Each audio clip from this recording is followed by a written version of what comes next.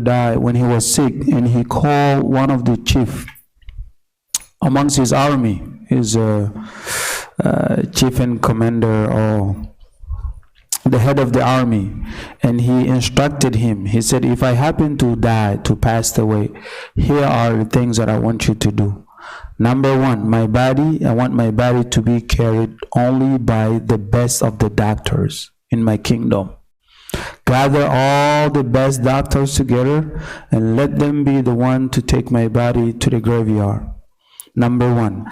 And number two, he said that all of my wealth, I want you to place them on the roadside.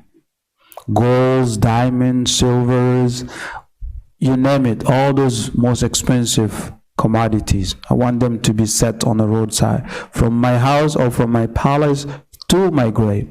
Number three, they said that he said, I want you to keep my hands, one of my hands out of my coffin.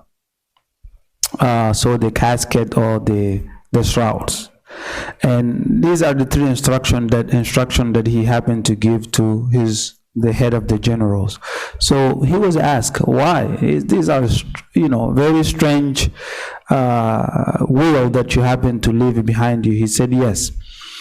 The reason of why I want my body to be carried by the doctors, I want the whole world to understand that regardless of how strong you may be and how much of doctors are around you, when Allah's time has arrived, then He will take you.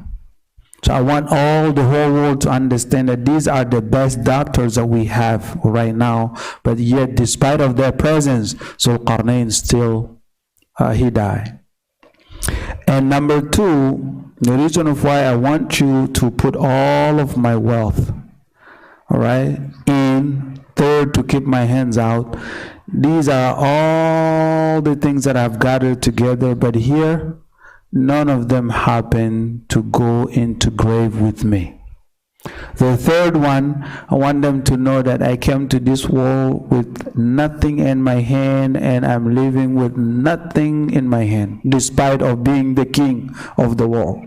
SubhanAllah, these are some profound lessons that we all have to learn from it. So if this is the case, regardless of how sophisticated the medicine might be, the doctor might be, when your time comes, you will go. Regardless of how much of dunya you collected, still they will not go along with you in the grave. And then you come empty-handed, you will go empty-handed. So the intelligence and the wisdom will dictate it to us that we must make sure that none of these wealth that will be a reason for us to mess up our akhirah. Number one. Number two, if we are smart, we are intelligent, we love these things so much, we have to send them before ourselves, so we'll find them there. But if we keep it behind us, they are not going to go along with us in the grave.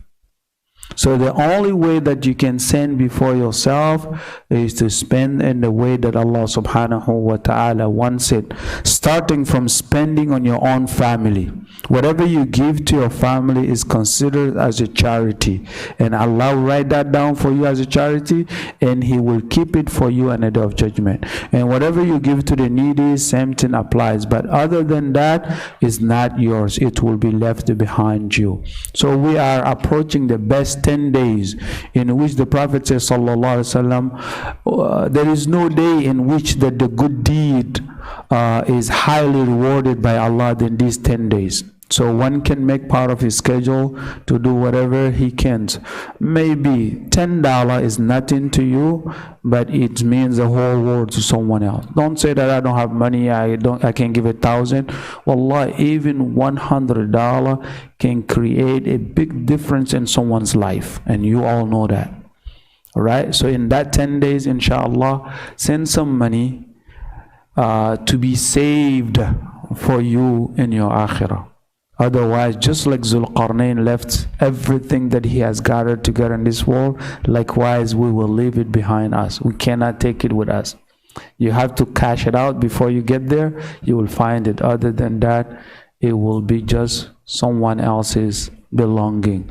Now you will be questioned about it, and you are not getting any benefit out of it. So may Allah subhanahu wa ta'ala give us a better understanding. May Allah subhanahu wa ta'ala help us to be wise, to be intelligent, to be smart, and to invest in the way that will benefit us in this dunya and in our akhirah as well. سبحانك اللهم وبحمدك نشهد أن لا إله إلا أنت نستغفرك ونتوب إليك. والسلام عليكم ورحمة الله وبركاته. You're welcome. I'm sorry. What surah was that? What surah?